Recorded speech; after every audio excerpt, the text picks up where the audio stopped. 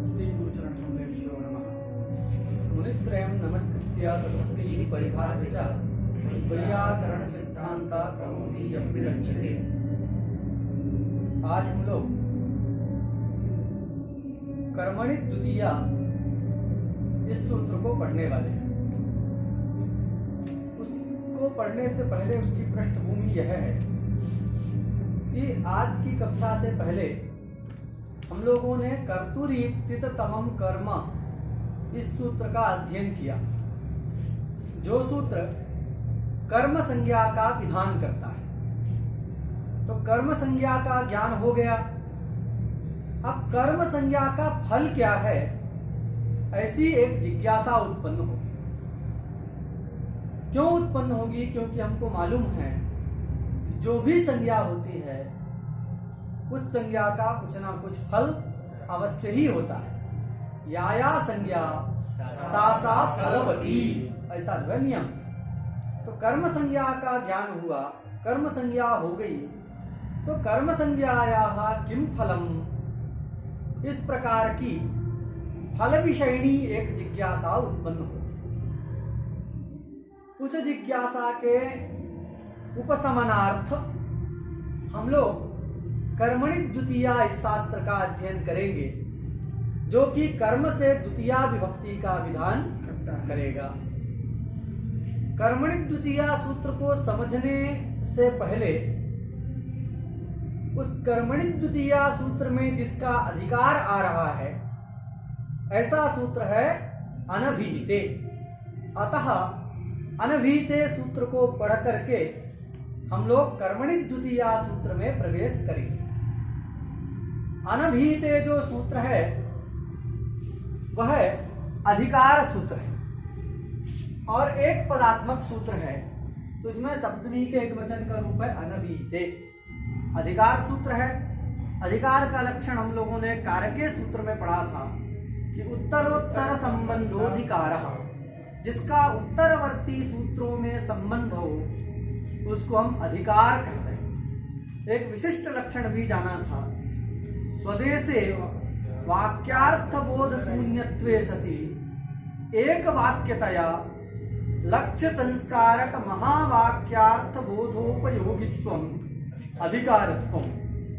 अर्थात जो स्वदेश में, अर्थात जहां उसका उच्चारण हुआ है उस देश में किसी भी प्रकार के लक्ष्य संस्कारक बोध को उत्पन्न नहीं करता हो, किंतु अन्य सूत्रों के साथ एक वाक्यता करके, उनके साथ मिल करके उन विधि इत्यादि सूत्रों के द्वारा जो लक्ष्य संस्कारक महावाक्यार्थ बोध होना है, उस बोध में उपयोगी हो, उसको हम अधिकार कहते हैं। विशिष्ट कारके सूत्र में हम लोगों ने पढ़ लिया है उसके बारे में, जो अधिकार सूत्र है। इसीलिए ग्रंथकार लिखते हैं अनभिहिते इत्यधिकृत्य, अर्थात अनभिहिते इस सूत्र का अधिकार करके कर्मणि द्वितीया इस सूत्र को कहते हैं। बस सुना गया? क्या अर्थ होगा? अनभिहिते इसका अधिकार करके कर्मणि द्वितीया इस सूत्र को समझना चाहिए। इस सूत्र को पाणिनि जी ने कहा है। अच्छा, देखो, लक्ष्य संस्कारक बोध तो यहां नहीं होगा। अनभिहिते सूत्र में लक्ष्य संस्कारक कोई भी बोध नहीं होगा, क्योंकि अधिकार सूत्र है। लक्ष्य संस्कारक बोध कौन उत्पन्न करेगा? कर्मणि द्वितीया सूत्र लक्ष्य संस्कारक बोध को उत्पन्न करेगा। उस बोध में अनभिहिते भी क्या है? उपयोगी होता है। अनुक्ते इस अर्थ की उपस्थिति करा। बस में आ गया? तो लक्ष्य संस्कारक बोध कर्मणि द्वितीया से होगा, और उस बोध को उत्पन्न करने में उपयोगी कौन होता है? अनभिहिते सूत्र भी अनुक्ते इस अंश की उपस्थिति करा करके उसमें उपयोगी होता है। तो लक्ष्य संस्कारक महावाक्यार्थ बोध में उपयोगी हो गया कि नहीं? उपयोगी हो गया। स्वतः स्वदेश में उसका कोई भी लक्ष्य संस्कारक बोध नहीं होता।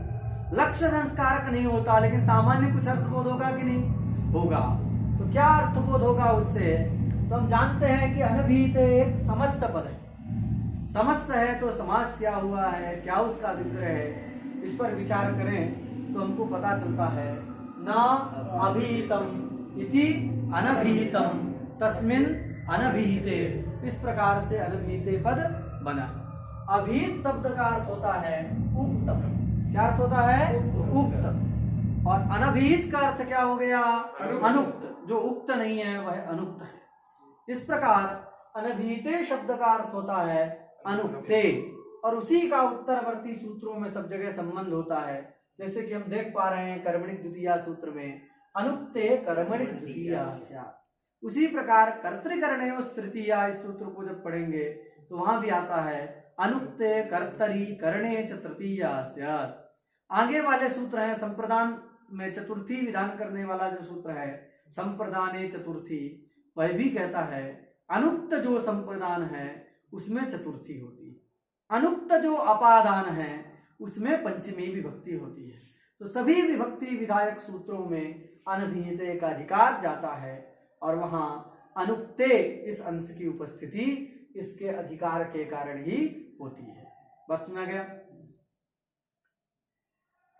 थोड़ा सा यह भी हमको समझ लेना चाहिए कि अनभिहिते अधिकार का प्रयोजन क्या है। तो प्रयोजन यही है कि अनुक्त कर्म में द्वितीया विभक्ति का विधान ना हो, हैं? अनुक्त कर्म में द्वितीया विभक्ति का विधान हो, उक्त कर्म में द्वितीया का विधान ना हो, ये इसका फल है। हम देखते हैं कटः कृतः, कटः कृतः। तो कटः कृतः में क्या है? और एक दूसरा वाक्य भी देख लेते हैं, कटम कृतवान। ये दो स्थल है, कटः कृतः तथा कटम कृतवान। कटः कृतः इस वाक्य में जो पहला वाक्य है इसमें जो ता दिख रहा है वह निष्ठा सूत्र के द्वारा आया है, भूतल। और यह तयोरेव कृत्यक्त खलर्थाः, क्या सूत्र है? तयोरेव कृत्यक्त खलर्थाः।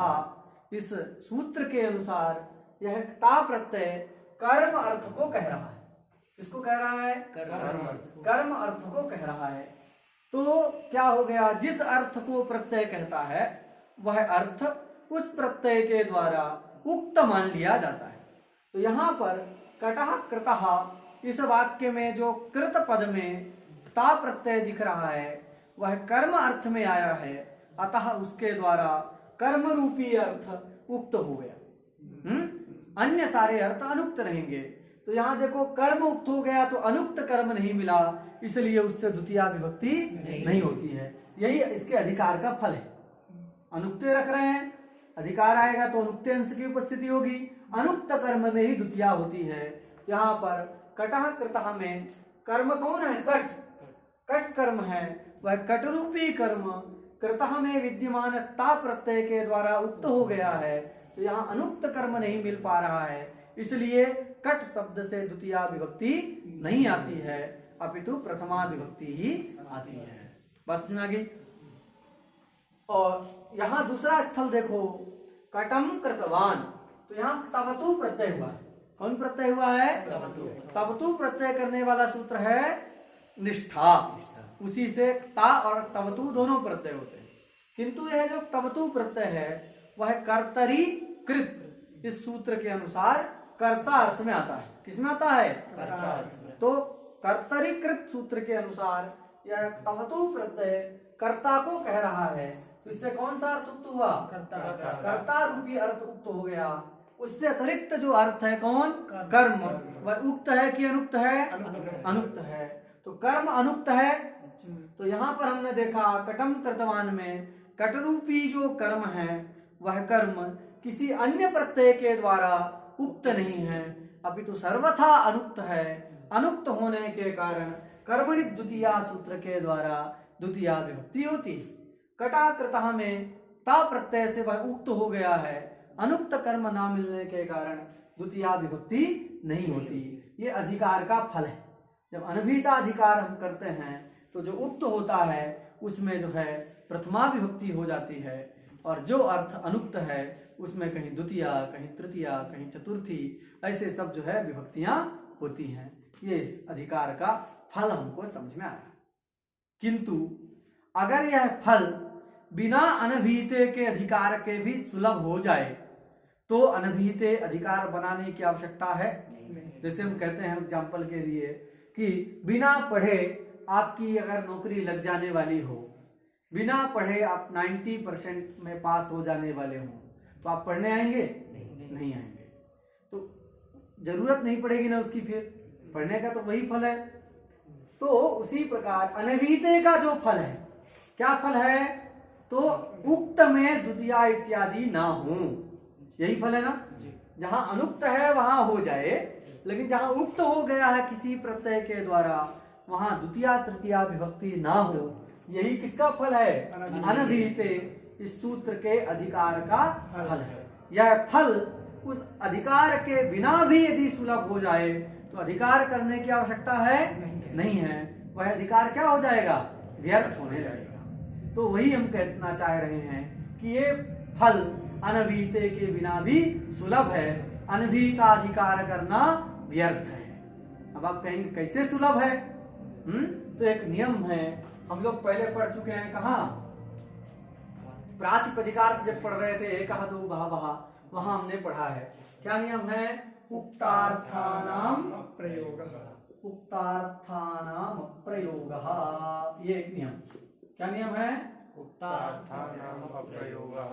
जिस पद का अर्थ किसी दूसरे पद से उक्त हो गया है उसी को कहने के लिए फिर दूसरे शब्द का प्रयोग नहीं होता। जैसे घटो अस्ति, इसके द्वारा घटगत सत्ता का बोध हो जा रहा है कि नहीं? हो जा रहा है। घट और तदगत सत्ता का बोध घटो अस्ति के द्वारा हो जा रहा है। उसी घट और तदगत सत्ता का बोध कराने के लिए कलशो भवति इस वाक्य का फिर प्रयोग नहीं किया जाता। क्यों? उक्तार्थानाम अप्रयोग। उसका अर्थ तो एक शब्द से उक्त ही हो गया है। तो जो अर्थ उक्त हो गया है उसी को कहने के लिए शब्दांतर का प्रयोग नहीं होता। यही उक्तार्थानाम प्रयोगः इस नियम का तात्पर्य है, इसका आशय। बात सुना गई? तो यहाँ पर देखो, हम अनभिहिताधिकार क्यों कर रहे हैं कि जहां उक्त हो गया है वहां पर द्वितीया इत्यादि विभक्ति ना हो, अनुक्त में ही हो, इसी के लिए अनभिहिताधिकार है ना। हम कहते हैं अनभिहिताधिकार मत बनाइए, वो सूत्र नहीं रहेगा तो भी वो काम हो जाएगा। कैसे? तो यहाँ देखो, ता प्रत्यय के द्वारा कर्म अर्थ उक्त हो गया कि नहीं? उक्त हो गया। कर्म उक्त हो गया, फिर उसी कर्म को कहने के लिए द्वितीया विभक्ति हम ला रहे हैं, वह द्वितीया विभक्ति नहीं आएगी। क्यों? उक्तार्थानाम अप्रयोगः, ये नियम लग जाएगा। भाई कट शब्द में, कटः कृतः में जो ता प्रत्यय है वो कर्म में आया है, उसके द्वारा कर्म अर्थ उक्त हो गया। कर्मार्थ उक्त हो जाने के कारण फिर कर्म अर्थ को ही कहने के लिए कर्मणि द्वितीया इस सूत्र के द्वारा द्वितीया विभक्ति नहीं आएगी। क्यों? उक्तार्थानाम अप्रयोगः इस नियम के रहने के कारण नहीं आएगी। तो उसको रोकने के लिए अनभिहिताधिकार करने की जरूरत है नहीं। क्यों कर रहे थे? कि जहां उक्त हो गया है वहां पर प्रत्यय ना आए, पुनः द्वितीया ना आए, यही उसका फल था। वह फल उक्तार्थानाम प्रयोगः इस नियम से ही सिद्ध हो जा रहा है, उसके लिए अनभिहिताधिकार की जरूरत नहीं है। बात सुना गई? इस प्रकार अनभिहिताधिकार का प्रत्याख्यान भाष्य आदि आकर ग्रंथों में उपलब्ध होता है। उस प्रत्याख्यान के विषय में एक सूक्ष्म बात यह समझना चाहिए कि अनभिहिते सूत्र का प्रत्याख्यान सर्वथा नहीं, सर्वथा उसका उक्तार्थानाम प्रयोगा से काम चल जाएगा, अनभिहिताधिकार व्यर्थ है, ऐसा आप नहीं कह सकते। पक्ष में आ गई। किस पक्ष में प्रत्याख्यान है उसको समझने के पूर्व हमको यह जानना होगा कि विभक्तियों का अर्थ क्या होता है। तो उसके विषय में दो पक्ष, कारक विभक्त्यर्थ पक्ष तथा संख्या विभक्त्यर्थ। कितना पक्ष है? दो पक्ष। किसके विषय में? विभक्त्यर्थ के विषय। विभक्तियों को द्वितीया तृतीया जो विभक्ति हम कर रहे हैं उन विभक्तियों का क्या अर्थ होता है, तो उसके लिए दो पक्ष बताया गया है, कारक विभक्त्यर्थ पक्ष तथा संख्या विभक्त्यर्थ पक्ष। ये दो पक्ष है। कारक विभक्त्यर्थ पक्ष का क्या आशय होता है? तो कारक विभक्त्यर्थ पक्ष का मतलब है कि कारक का मुख्य विशेष्य के रूप में भान हो। कारक विभक्ति अर्थ का मतलब यह नहीं है कि केवल कारक ही भान होगा, कर और संख्या इत्यादि का भान वहां पर नहीं होगा, उसकी प्रतीति नहीं होगी, यह अर्थ कदापि नहीं। उसी प्रकार संख्या विभक्ति अर्थ कहने का मतलब विभक्ति से केवल संख्या अर्थ का बोध होगा, कर्मादि अर्थ का बोध नहीं होगा, ऐसा तात्पर्य बिल्कुल नहीं। कारक विभक्ति अर्थ है, वहां भी संख्या का बोध होगा, किंतु अंतर क्या आता है कि वहां पर संख्या विशेषण होगी, कारक विशेष्य होगा। तो जो मुख्य विशेष्य होता है उसको आश्रयण करके हम कह देते हैं कारक विभक्ति अर्थ। मुख्य विशेष्य का मतलब समझते हैं ना? मुख्य विशेष्य का मतलब होता है जो किसी दूसरे का विशेषण ना हो। हम एक एग्जाम्पल बताते हैं, रक्त दंडवान पुरुष। क्या उदाहरण है? रक्त दंडवान पुरुष। ये इसको ऐसे समझिए, लिख भी देते हैं, रक्त दंडवान पुरुष। ये मुख्य विशेषत्व को बताने के लिए हम जो है मुख्य विशेषता क्या है, मुख्य विशेष्य कौन होता है, उसको समझाने के लिए हम उदाहरण दे रहे हैं, रक्त दंडवान पुरुष। ये एक वाक्य। अब देखो दंड कैसा है? रक्त है। तो दंड का क्या विशेषण हो गया जी? रक्त। पुरुष कैसा है? दंडवान। पुरुष रक्त है? पुरुष कैसा है? दंडवान। तो पुरुष में क्या विशेषण हो गया? दंड। डंडा लिया है पुरुष। तो पुरुष कैसा है? दंड संयोगवान है, दंडवान है। तो पुरुष में क्या विशेषण है? दंड। रक्त दंड विशेषण। दंडवान तो पुरुष ही है जी, दोनों प्रथमांत है ना। रक्त दंडवान भी प्रथमा के एक वचन का है, पुरुषा भी एक वचन का है, तो दोनों में भेद होगा। जो रक्त दंडवान है वही पुरुष है। दंडवान मतलब डंडा वाला है, लाल डंडे वाला। तो जो लाल डंडे वाला है वही पुरुष है, जो पुरुष है वही लाल डंडा वाला है। बात समझ में गया? तो रक्त दंडवान और पुरुष में कोई भेद नहीं है, दोनों एक ही है। नामार्थयोर, जानते हैं समान विभक्ति का नामार्थयोर भेदान्वयः, यानी हम जानते हैं समान विभक्ति का नामार्थयोर भेदान्वयः। तो दोनों समान विभक्ति है इसलिए अभेद है। जो रक्त दंडवान है वही पुरुष है, जो पुरुष है वही रक्त दंडवान है। तो अभी विशेषण क्या है वान में? वान मतलब पुरुष ही, उसमें क्या विशेषण है? दंड, दंड वाला है। दंड में क्या विशेषण है? रक्त। तो हम क्या देख रहे हैं, ये जो दंड दिख रहा है वो दो है, रक्त की अपेक्षा विशेष्य है और पुरुष की अपेक्षा विशेषण है। समझ में आ गया? तो ये रक्त दंडवान में हमने समझ में आ गई कि नहीं बात, कि दंड क्या है? विशेष्य भी है। किसकी अपेक्षा? रक्तत्व की अपेक्षा वह विशेष्य है और पुरुष की अपेक्षा वह विशेषण है।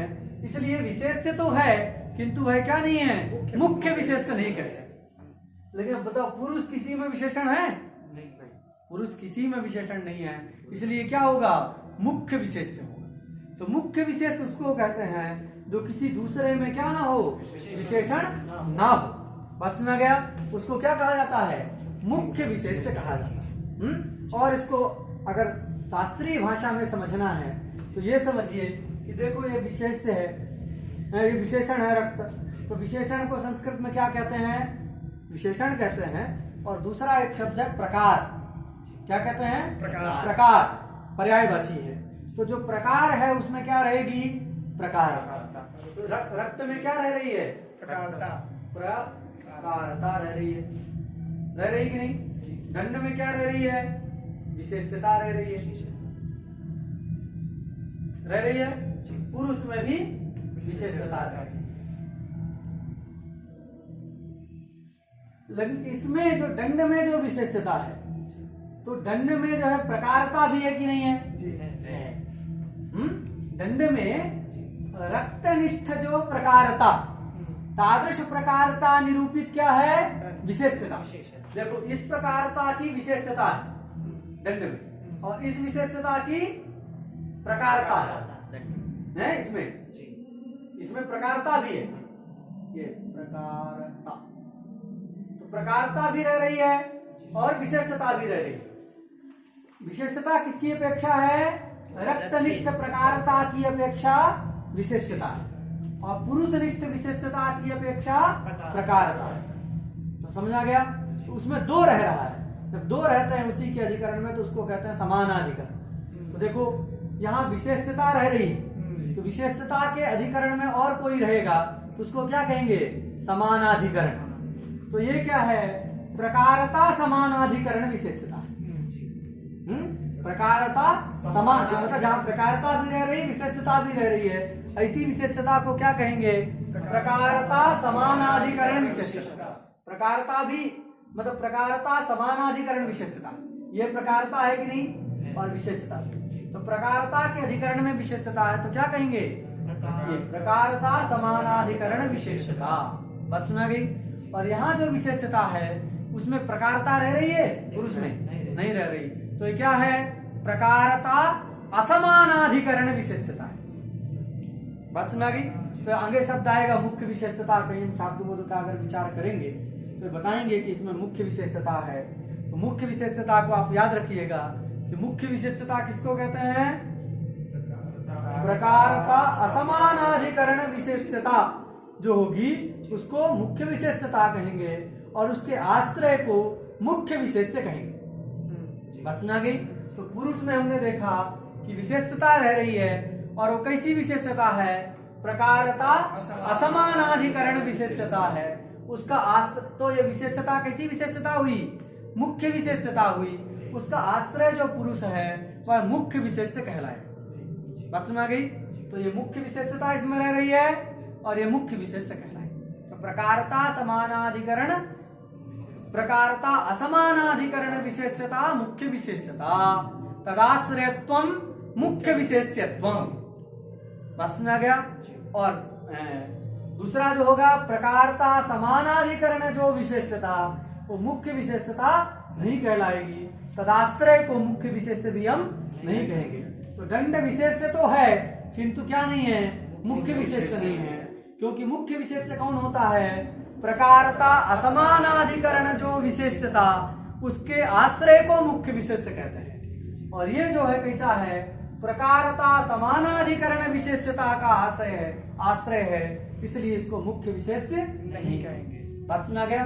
तो ये जो है हम समझ गए कि मुख्य विशेष्य क्या होता है। तो वही हम बता रहे थे कि जहां विभक्त्यर्थ विचार करते हैं तो कारक विभक्त्यर्थ कहने का मतलब ये नहीं है कि केवल कारक का ही भान होगा, है संख्या की प्रतीति नहीं होगी, ऐसा नहीं है। संख्या की भी प्रतीति होगी, कारक की भी प्रतीति होगी। बात सुना गया? किंतु कारक विभक्त्यर्थ का मतलब कारक वहां पर मुख्य विशेष्य होगा। तो कारक रूपी जो अर्थ है उसका मुख्य विशेष्य के रूप में जब भान होगा तो उसको क्या कहेंगे? कारक विभक्त्यर्थ पक्ष। और जब संख्या का मुख्य विशेष्य के रूप में भान होगा तब उसको क्या कहेंगे? संख्या विभक्त्यर्थ पक्ष। दोनों पक्ष समझ में आ गए? तो ये हम जान गए कि विभक्त्यर्थ के विषय में दो पक्ष होता है, कारक विभक्त्यर्थ पक्ष और संख्या विभक्त्यर्थ पक्ष। ये जानने की क्यों आवश्यकता पड़ी? तो हम बता रहे थे अनभिहिते सूत्र के बारे में कि अनभिहिते सूत्र का प्रत्याख्यान किया गया किस अभिप्राय से? कि उक्तार्थानाम प्रयोगः, इस नियम के द्वारा ही जो काम अनभिहिते करता है वह कार्य हो जाएगा। उसके लिए किसकी जरूरत नहीं है? अनभिहिताधिकार की जरूरत नहीं है। ऐसा अनभिहिते का प्रत्याख्यान किया गया, किंतु वह प्रत्याख्यान सर्वथा नहीं है, सभी पक्षों में नहीं है। किस पक्ष में प्रत्याख्यान है? कारक विभक्त्यर्थ। समझा गया? ये जो कारक विभक्त्यर्थ पक्ष है इसी में उसका क्या किया गया? प्रत्याख्यान किया गया कि कारक विभक्त्यर्थ पक्ष में सूत्र की आवश्यकता नहीं है।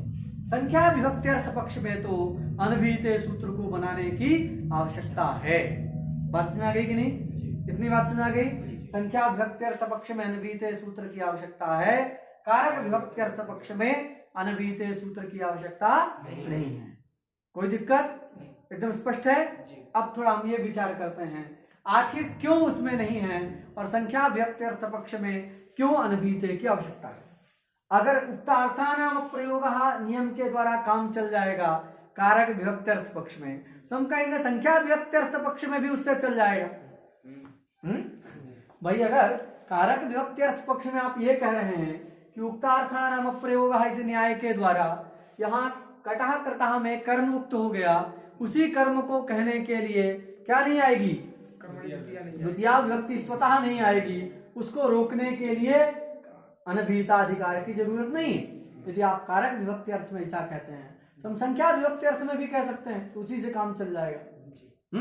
तो ऐसा अगर आप सोच रहे हैं तो गलत सोच रहे हैं। संख्या विभक्ति अर्थ इस पक्ष में उक्तार्थानाम प्रयोग इस न्याय से काम नहीं चल सकता, अतः अनभिहित सूत्र को बनाने की आवश्यकता है। बात सुना गई? कैसे नहीं चल सकता और कारक विभक्ति अर्थ में कैसे चलेगा, 2 मिनट में इसको समझ लेते हैं। तो देखो, जब अधिकार करते हैं मतलब कर्मणि द्वितीया है, अब द्वितीया विभक्ति का क्या अर्थ है?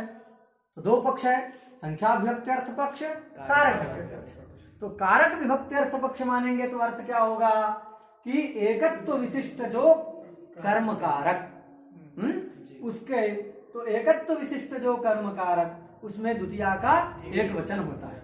उसी प्रकार द्वित्व विशिष्ट जो कर्म कारक उसमें द्वितीया का द्विवचन होता है।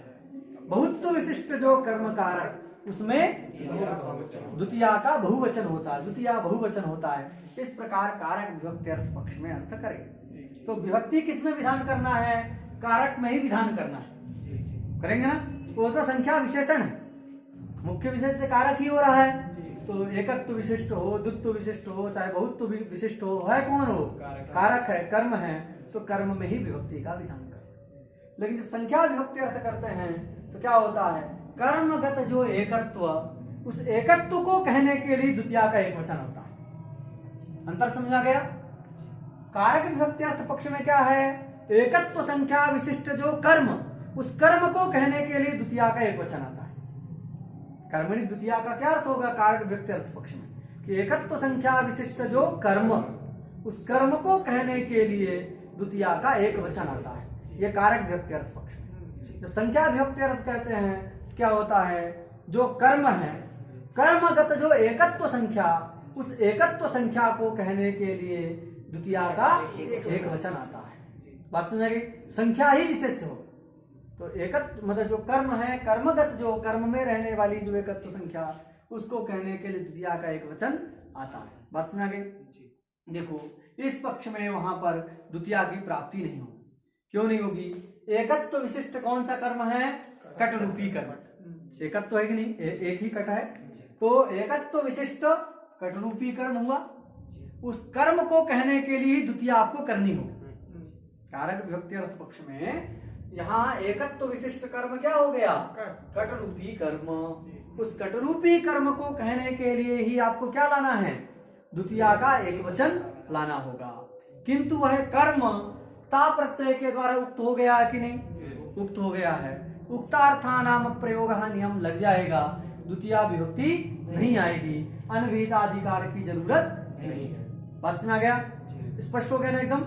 क्या समझे कि कारक विभक्ति अर्थ पक्ष में एकत्व विशिष्ट जो कर्म कारक, उसको कहने के लिए द्वितीया का एक वचन आता है।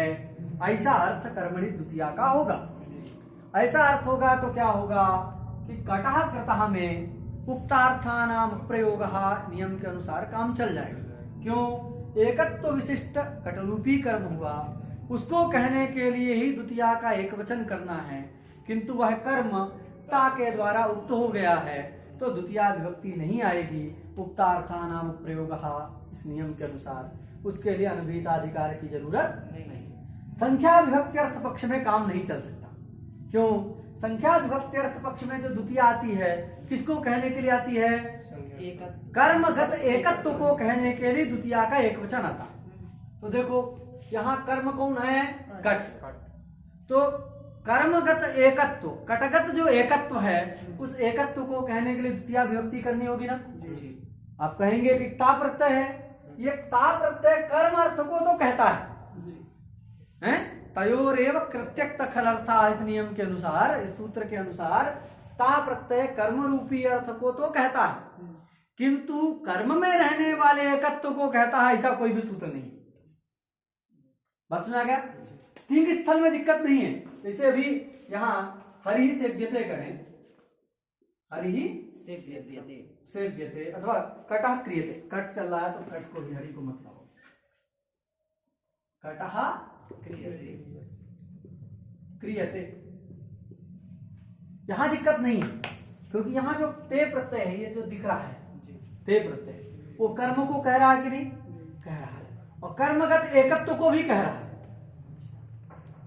एकत्व को भी, एक वचन है ना जी, ये एक वचन है। ये ता प्रत्यय की एक वचन संज्ञा कोई कहता हो तो बताओ? नहीं है ना। एक वचन का मतलब क्या है? एकत्वम भक्ति इति एक वचन, जो एकत्व को कहे। वचन का अर्थ है वाचक। वचन शब्द का अर्थ क्या होता है? भक्ति इति वचनम।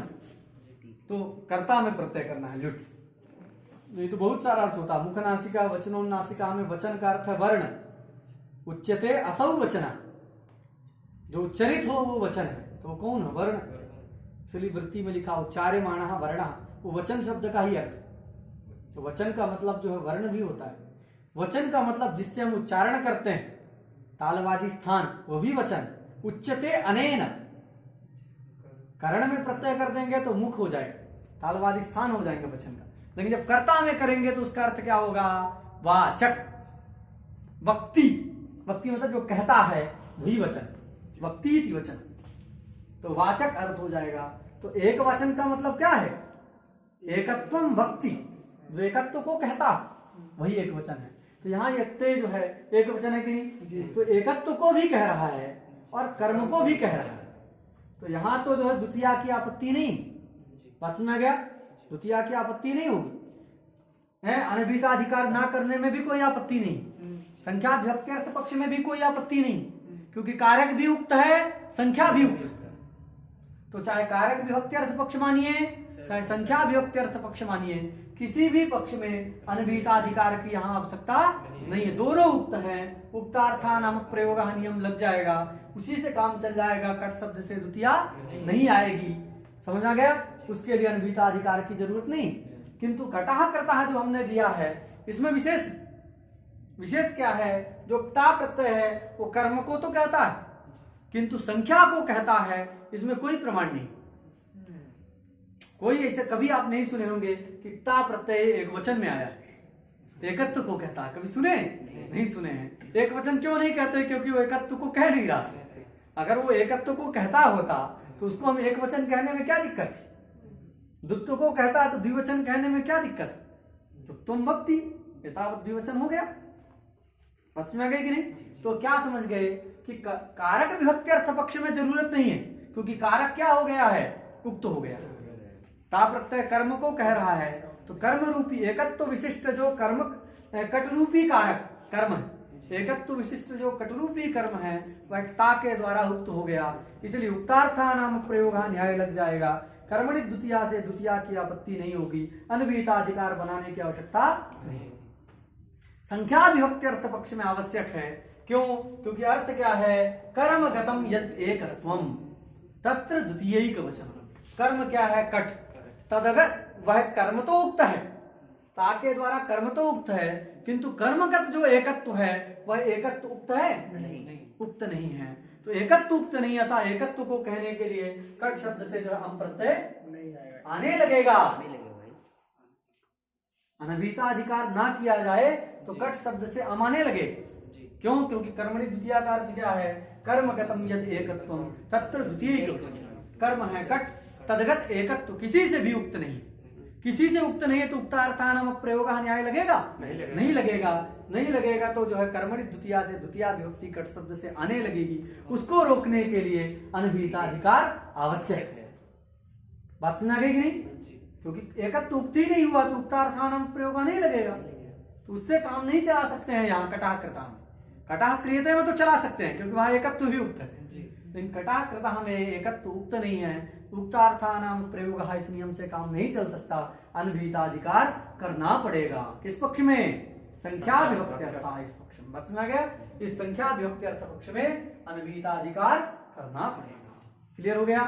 कर दिए तो कैसे वारण होता है? वारण भी तो करना। नहीं अगर हुआ तो फिर भक्षिते पिलसुने न शांतो व्याधि होने लगेगा। होगा कि नहीं होगा? तो इसलिए अब कर दिया अनभिहिताधिकार तो क्या अंतर आता है? देखो, जब अनभिहिताधिकार आ गया तो इसमें अनुक्त भी जुड़ जाए। क्या जुड़ जाएगा? अनुक्त, इतना जुड़ जाएगा। तो क्या अर्थ होगा कर्मणि द्वितीया का अधिकार पक्ष में? तो अर्थ होगा अनुक्त जो कर्म, उस अनुक्त कर्म के एकत्व को कहने के लिए द्वितीया का एक वचन आता है। अर्थ किस कर्म के एकत्व को कहने के लिए आता है? अनुक्त कर्म के एकत्व को कहने के लिए द्वितीया का एक वचन आता है। ऐसा जो है संख्या विभक्ति अर्थ पक्ष में अर्थ होगा जब अनभिहिता अधिकार है तब। तो यहाँ देखो ये जो है यहाँ पर अब द्वितीया नहीं आएगी। क्यों नहीं आएगी? क्योंकि उसी एकत्व को कर्मणि द्वितीया कहता है, जो एकत्व जो है क्या ना हो, मतलब जो जिसका कर्म जो है उक्त ना हुआ। अनुक्त जो कर्म, उस अनुक्त कर्म में रहने वाले एकत्व को बताने के लिए द्वितीया का एक वचन आता है। समझ में आ गया? द्वितीया का एक वचन किसके लिए आता है? अनुक्त जो कर्म, उस अनुक्त कर्म के एकत्व को बताने के लिए द्वितीया का एक वचन आता है। ऐसा अर्थ है कब? अनभिहिता अधिकार रहने पर। समझ में आ गया? तो क्या होगा कि जहां पर उक्त कर्म है, उस उक्त कर्म के एकत्व को कहने के लिए द्वितीया का एक वचन नहीं आता। तो यहाँ पर तो कर्म उक्त, एकत्व भले उक्त ना हो, हम नहीं कहते हैं कि एकत्व उक्त है, किंतु कर्म उक्त है कि नहीं कटाक्षता में, तो उक्त कर्म हो गया। उक्त कर्म के एकत्व को जो है कर्मणि द्वितीया नहीं कहता है। हम प्रत्यय किस एकत्व को कहता है? अनुक्त कर्म के एकत्व को कहता है। तो यहाँ जो है उक्त कर्म का एकत्व है, अतः उक्त कर्म के एकत्व को कहने के लिए कर्मणि द्वितीया जो है नहीं लगेगी अधिकार करने पर। समझ में आ गया? जहां अनुक्त है हरिम भजती में, कटम कर्तवान में अनुक्त कर्म उक्त नहीं हुआ। तो यहाँ देखो कर्म अनुक्त है, कर्ता ही उक्त है, तो अनुक्त कर्म है, उस अनुक्त कर्म के एकत्व को कहने के लिए द्वितीया का एक वचन आ गया। किंतु कटाकृता में कर्म उक्त हो गया है, उक्त कर्म के एकत्व को कहने के लिए द्वितीया का एक वचन नहीं आता है। अनुक्त कर्म के एकत्व को कहने के लिए ही द्वितीया का एक वचन आता है। ये कब निकलेगा? जब अनभिहिता अधिकार आएगा। नहीं रहेगा तो ये अनुक्त का लाभ नहीं होगा ना। नहीं होगा तो चाहे उक्त कर्म हो चाहे अनुक्त कर्म हो, सबके एकत्व को कहने के लिए द्वितीया का एक वचन होने लगेगा। वचन आ गए कि नहीं? होने लगेगा तो कटम कृतः ऐसा अनिष्ट प्रयोग बनने लगेगा। समझ में आ गई? इसलिए जो है हमने क्या समझा कि संख्या विभक्ति अर्थ इस पक्ष में अनभिहिता अधिकार की आवश्यकता है, कारक विभक्ति अर्थ पक्ष में अनभिहिता अधिकार की आवश्यकता नहीं है। उक्तार्थानाम प्रयोग इस नियम से ही काम चल जाएगा। और कारक संख्या विभक्ति अर्थ पक्ष में इस नियम से काम नहीं चलेगा, क्योंकि एकत्व को कहना है। यहाँ तो चल सकता है, कटह कृतः में नहीं चलेगा। सब्जेक्ट सारे लक्ष्यों को बनाना है ना, इसलिए अनभिहिता अधिकार करने की आवश्यकता है। इस प्रकार हम लोगों ने अनभिहिता अधिकार क्यों करना चाहिए, उसका फल क्या है, और उसका अगर प्रत्याख्यान किया गया है तो किस पक्ष में प्रत्याख्यान किया गया है, क्यों किया गया है, इन सभी विषयों का विवेचन हम लोगों ने अनभिहिते सूत्र में पढ़ा। अब इसी क्रम में कर्मणि द्वितीया सूत्र को पढ़ लेते हैं। तो देखो अब अधिकार हो गया, अब उसके अधिकार में क्या सूत्र पठित है? कर्मणि द्वितीया पठित है। कर्मणि द्वितीया में अनभिहिते आ गया, अनुक्ते हो गया, तो क्या अर्थ हो गया? अनुक्ते कर्मणि द्वितीया स्यात्। देखो कर्मणि है ही, द्वितीया भी है, अनभिहिता अधिकार से अनुक्ते आ गया, और स्यात् एक अलग दिख रहा है। उसके लिए हम नियम जानते हैं, सर्वम वाक्यम क्रियायाम परिसमाप्यते। सभी वाक्यों की परिसमाप्ति क्रिया में होती है। तो कोई न कोई क्रियाबोधक पद को लाना ही है, तो हमने किसको ले आया? स्यात् इसको ले आया। कहे भैया अस्ति ले आए होते हैं, इतने दूर लिंग लकार तक जाने की क्या जरूरत है? पहले लट उपस्थित है, उपस्थित को छोड़ के अनुपस्थित की कल्पना करना अनुचित है। तो बात ऐसा है कि द्वितीया का विधान करता है। विधान मतलब विधि, तो विधि में कौन लकार होता है? लिंग ही होता है। विधि निमंत्रणा मंत्रणाधीष्ट संप्रश्न प्रार्थनेषु लिंग, तो विधान कर रहा है। इसीलिए सब जगह जो जब सूत्र पढ़ते हैं, कोई भी सूत्र पढ़े तो लिखा रहता है स्यात्। कहीं अस्ति लिखा रहता है, भवती लिखा रहता है, नहीं लिखा रहता, स्यात् लिखा रहता है, स्युः लिखा रहता है, स्याताम लिखा रहता है। क्यों? क्योंकि शास्त्र है, शास्त्र का काम है विधान करना, और विधान मतलब विधि, और विधि में लिंग लकार होता है। तो हमने स्यात् इस क्रियाबोधक पद का अध्ययन कर लिया, तो हमारा वाक्य क्या बन गया? अनुक्ते कर्मणि द्वितीया स्यात्। अब कर्मणि द्वितीया पढ़ रहे हैं तो यहाँ एक विशेष आपको स्मरण रखना है, सबको इसको बड़ा ध्यान देना, सावधानी से इसको याद रखिएगा कि देखो ये जो हम पढ़ रहे हैं कारक प्रकरण, इसमें जितनी भी संज्ञाएं हैं, कर्म संज्ञा, करण संज्ञा, संप्रदान संज्ञा, अपादान संज्ञा, ये संज्ञाएं शब्द की नहीं है, इसको गांठ बांध करके रखिए। व्याकरण में दो प्रकार की संज्ञाएं होती हैं, शब्द संज्ञा और अर्थ संज्ञा। शब्द संज्ञा का मतलब जो अनपूर्वी की, शब्द की जो संज्ञा होती है उनको शब्द संज्ञा कहते हैं, और जो शब्द की नहीं अर्थों की संज्ञा हो उसको हम क्या कहते हैं? अर्थ संज्ञा कहते हैं। तो व्याकरण में शब्द संज्ञा भी है, अर्थ संज्ञा भी। जैसे वृद्धि संज्ञा, आद है वृद्धि आदैच, तो आदैच मतलब आ आई औ, इन शब्द की वृद्धि संज्ञा, वृद्धि के अर्थ की संज्ञा नहीं है। आदैच का कोई विशेष अर्थ होगा उसकी संज्ञा नहीं है, अपितु वृद्धि जो शब्द है, मतलब आदैच जो शब्द है, आदैच मतलब आ आई औ, उस शब्द की वृद्धि संज्ञा है। उसी प्रकार जब हम टी संज्ञा पढ़ते हैं तो शब्द की है, मनस शब्द है, तो जो है अस जो अंत उसमें दिखता है, उस अस की टी भाग की, उसकी टी संज्ञा की है। बात सुना गया कि नहीं? अस। घा संज्ञा पढ़ते हैं, तरप तमपौ घा, तो तरप और तमप ये जो प्रत्यय हैं उन शब्दों की संज्ञा है। तरप और तमप जो शब्द है वो दो शब्दों की घा संज्ञा है।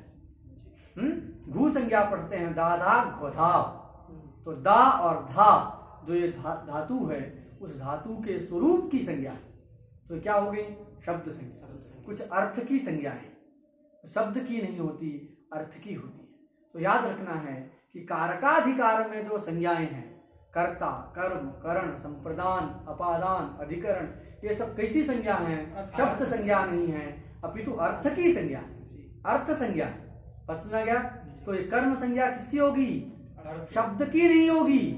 देवदत्त ग्रामं गच्छति, आप वाक्य प्रयोग कर रहे हैं, कोई पूछेगा कर्म कौन है तो आप कह देते हैं फट से ग्रामम। अरे ग्रामम तो एक पद है, वो कर्म कैसे होगा? अर्थ की संज्ञा है। तो गांव रूपी जो अर्थ है नाना साला समूह, बहुत सारे घरों का समुदाय ही ना गांव है। और भी उसमें बहुत सारे गांव का लक्षण बताया गया है कि एक क्या नाम से तालाब हो, पानी पीने का कोई कूप हो, बहुत सारे घर हो, खुला मैदान हो, ऐसा जो होता है उसको गांव कहते हैं। ऐसे क्षेत्र बात सुना गया कि नहीं? खेत हो, सब रहे तभी गांव है। तो उस गांव की कर्म संज्ञा है। बात सुना गया? उस देवदत्त जो है ग्रामम पद के साथ नहीं संयोग करता है, वो तो उस गांव में जाता है, अर्थ में जाता है। तो याद रखना है कि कर्म संज्ञा किसकी है? ग्राम रूपी अर्थ की है, ना कि ग्राम शब्द की। तो ये कर्म संज्ञा कैसी शब्द संज्ञा है? अर्थ संज्ञा है, ये अर्थ की हुई है। विप्राय गाम ददाती प्रयोग करते हैं, कहते हैं विप्र क्या है? संप्रदान कहते हैं ना। तो विप्र रूपी जो अर्थ है वह संप्रदान है। विप्राय में जो शब्द है वो संप्रदान नहीं है, वो संप्रदान का बोधक शब्द है। बात सुना गया? संप्रदान तो व्यक्ति होगा, ब्राह्मण। बात सुना गई कि नहीं? तो ये चाहे कर्ता हो, चाहे कर्म हो, चाहे करण हो, चाहे संप्रदान हो, ये जितनी भी कारकाधिकारी ये संज्ञा, कैसी संज्ञा? कारकाधिकारी ये संज्ञा है। वे कारकाधिकारी ये संज्ञा शब्द संज्ञाएं नहीं है, अर्थ की संज्ञा है। बात सुना गया? अब आप कहेंगे कर्म में द्वितीया होती है, तो कर्म तो अर्थ है, अर्थ में कैसे द्वितीया करेंगे? द्वितीया भाई, द्वितीया तो विभक्ति है, अम और सस, ये विभक्ति की द्वितीया संज्ञा है। और अर्थ के कर्म क्या है? अर्थ। अर्थ से कैसे विभक्ति लगाएंगे? गांव में कहीं जाके खूटी टांग के लगा देंगे उसको? नहीं ना लगाएंगे। तो विभक्तियां किससे होती हैं? विभक्तियां तो प्रातिपदिक से होती है ना। सौजस मोट पढ़ते हैं तो क्या वहां वृत्ति में लिखा है? यंतात आवंतात प्रातिपदिकाच स्वादयः यथाच। वृत्ति में जैसे लिखा वैसे हम बोल दिए। वस्तुतः यंत आवंत की जरूरत नहीं है, प्रातिपदिक से ही विभक्तियां होती। कौमुदी में दीक्षित जी कहते हैं ज्ञाप ग्रहणम अन्यार्थम, प्रातिपदिक से ही विभक्तियां होती, इतना पर्याप्त। ज्ञाप ग्रहण क्यों है? तो ज्ञंतात आवंतात तद्धितोत्पत्ति ही यथा स्यात्। ज्ञाभ्याम प्रांग माभूत, इसके लिए ज्ञाप प्रातिपदिकात में ज्ञाप ग्रहण।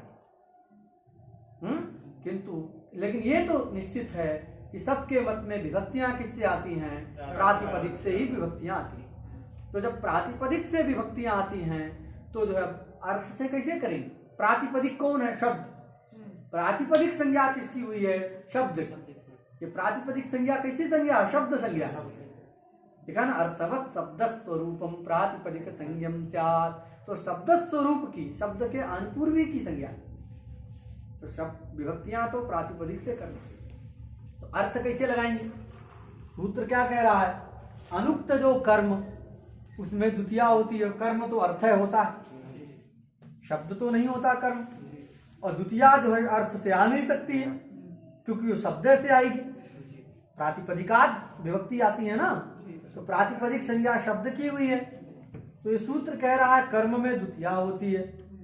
और नियम क्या है कि कर्म अर्थ, वस्तुतः क्या है? कर्म अर्थ है, उसमें द्वितीया हो नहीं सकती। द्वितीया तो शब्द से ही आएगी। तो उसका क्या अर्थ लगाना है? तो कहना है अनुक्त जो कर्म, उस कर्म अर्थ में विद्यमान जो प्रातिपदिक, शब्द अर्थ में रहता है और अर्थ शब्द में रहता है। दोनों नियम। शब्द होता शक्ति, तो शब्द की शक्ति अर्थ में है, अर्थ की शक्ति शब्द में है। शब्द अर्थ में रहता है वाचकता संबंध से। वाचक है ना उसका। शब्द अर्थ में किस संबंध से रहता है? वाचकता संबंध से। वाचकत्व संबंध कह लो, वाचकता कहो, एक ही बात। तो वाचकता संबंध से शब्द कहाँ रहेगा? अर्थ। अर्थ शब्द में रहेगा किस संबंध से? वाच्यता संबंध से।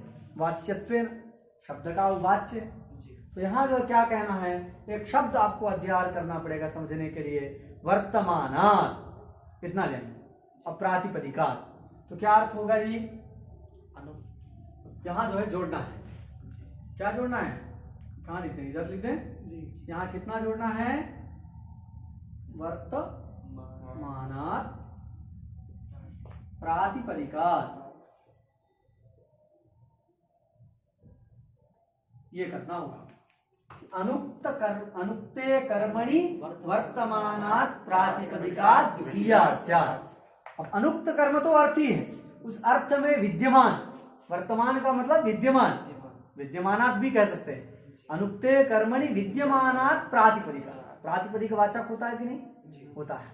तो जो अनुक्त कर्म है, उस अनुक्त कर्म में वाचकता संबंध से विद्यमान जो प्रातिपदिक है, उस प्रातिपदिक से द्वितीया विभक्ति होती है। ऐसा ही सब जगह अर्थ करना, केवल कर्मणि द्वितीया में ही नहीं, कर्तृकर्णे तृतीया चतुर्थी संप्रदान, सब जगह ऐसा ही अर्थ करना है। तत्र वर्तमानात् प्रातिपदिकात्, इतना जोड़ना है।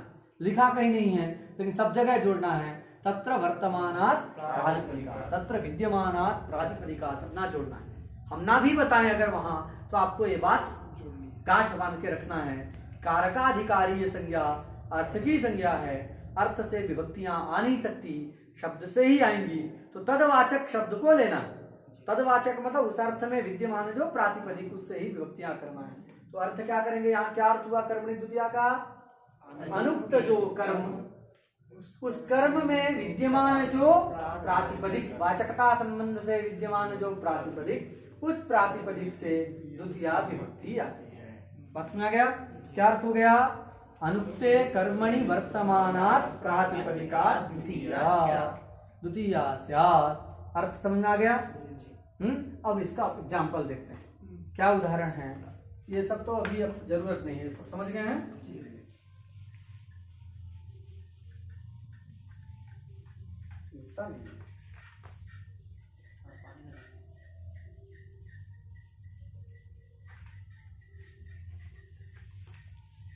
तो ये जो है हमने देख लिया।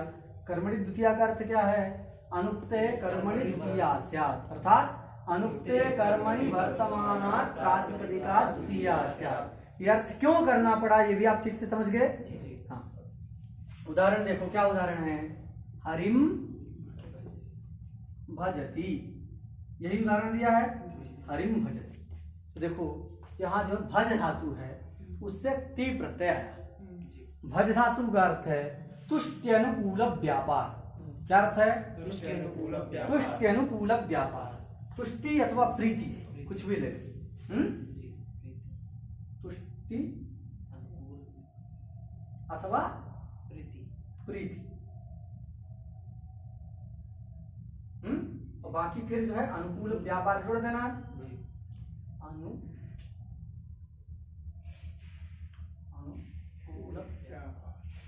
व्यापार निर्णादेश कर लेना जो भी आपको रखना है। प्रीत्यनुकूल व्यापार अथवा तुष्ट्यनुकूल व्यापार। यही जो है भज धातु का। अरे भजन हम करते हैं, भगवान का लोग कहते हैं, महात्मा जी लोग कहते हैं कि भगवान का भजन करो। तो भजन मतलब क्या है? तो भज धातु का अर्थ क्या है? तुष्ट्यनुकूल व्यापार अथवा प्रीत्यनुकूल व्यापार। भगवान हमसे संतुष्ट हो जाएं, इसीलिए ना भजन व्यक्ति करता है। तो व्यापार क्या है? तो उसके लिए व्यापार बहुत प्रकार का है, फल तो एक ही है। भजन का फल एक ही है, क्या? तुष्टि। भजन का फल क्या है? तुष्टि। भगवान प्रसन्न हो जाए, प्रीति, भगवान की प्रीति, भगवान में प्रीति हो जाए तो भगवान जो प्रसन्न हो जाए, यही फल। तो भजन का फल तो एक ही है, तुष्टि। भगवान हमसे संतुष्ट हो जाए, भगवान हमसे प्रसन्न हो जाए, बस एक ही फल है। व्यापार बहुत है, उस फल को उत्पन्न करने वाला अनुकूल मतलब जनक, उस तुष्टि रूपी फल को उत्पन्न करने वाले व्यापार अलग। माला जपना भी फल है, माला जपने से ही भगवान प्रसन्न होते हैं राम राम को। हैं जो निर्धन हैं, दरिद्र हैं, असहाय हैं, उनको सहायता प्रदान करो, उससे भी भगवान प्रसन्न होते हैं। ये सारी दुनिया भगवान ने बनाई, सबको कुछ ना कुछ कार्य करने के लिए भगवान ने नियुक्त किया है। उस कार्य को आप ईमानदारी से कर रहे हैं, उस कर्म को करने से भी भगवान प्रसन्न हो जाते हैं। स्वे स्वे कर्मण्यभिरतः संसिद्धिम लभते नरा, ऐसा है ना कि जो अपने अपने कर्म में जो दायित्व दिया गया उसका आप निर्वहन करते रहें तो उसी से परमात्मा प्रसन्न हो जाए। उस व्यक्ति को सारी सिद्धि उसी से मिल जाती है। ढेर पुराणों में आख्यान है, कथाएं, पतिव्रता जो स्त्रियां होती हैं उनका आख्यान, कुछ नहीं करती हैं, केवल पति की सेवा। और ऋषि मुनियों से बड़ी बड़ी सिद्धियां उनके पास रहती हैं। सती अनसुईया के बारे में सब सुने होंगे, बस में बना ली जो ब्रह्मा विष्णु महेश को बालक, बड़ी बड़ी सिद्धियां उनके पास आए हैं। पंडर नाथ भगवान विट्ठल, तो उनमें जो माता पिता की बस सेवा करता रहा, भगवान उसके दर्शन करने आए। वही कहे कि मिलना है तुमसे, तो कहे अभी मैं सेवा कर रहा हूँ, प्रतीक्षा करिए। कहे कुछ बैठने के लिए नहीं दोगे? वही ईंट पड़ी थी, उठा के फेंक दिया, इसी में खड़े रहो। भगवान ईंट में खड़े, दर्शन तो हमने नहीं किया, ऐसा सुना है, वही हम बता दिए। तो क्या है, वो अपना काम कर रहा है बस। तो जो ईमानदारी से कार्य दिया गया उससे भी भगवान प्रसन्न होते हैं। भगवान को स्नान कराओ, भोग लगाओ, तुलसी चढ़ाओ, ये सब व्यापार है। व्यापार कई प्रकार का है, लेकिन फल एक, तुष्टि ही फल है। तो तुष्टि अनुकूल अनेक व्यापार है। माला जपना भी व्यापार है, असहायों की सहायता करना भी व्यापार है, अपने दायित्व का निर्वहन करना ये भी व्यापार है। भगवान की जो है माला जप करना है, और क्या नाम से उनको फूल दुर्वा जो जो चढ़ता है वो सब चढ़ाना, क्या नाम से भोग लगाना, नैवेद्य लगाना, उनको शयन कराना, तो ये प्रेम भगवान से करना, ये भी व्यापार है। सबका फल क्या है? तुष्टि। तुष्टि रूप फल कहाँ रहता है? हरि रहता है। तो फलाश्रय जो होता है वो कर्म होता है। क्लियर हो गया? तो भज धात्वर्थ तुष्टि अनुकूल व्यापार, और तुष्टि कहाँ रहेगा? तो हरि में रहेगा। अगर हम अर्थ घटाना चाहते हैं कर्तुरीप्सित का, तो भी घट जाएगा। कर्ता कौन है? भक्त, जोड़ दो भक्ता। हरि को कोई भक्ति ही भजेगा? हैं? दुष्ट व्यक्ति भजेगा? लेकिन दुष्ट भी भजता है, नहीं भजता? अरे भाई, हरि का कैसे भी भजन करो हो, कल्याण होगा। भाव कुभाव अनख आलस हूं, नाम जपत मंगल दिशि दस। चाहे भाव से लो, चाहे कुभाव से लो, कैसे भी भगवान का नाम लोगे तो दसों दिशाओं में मंगल होगा।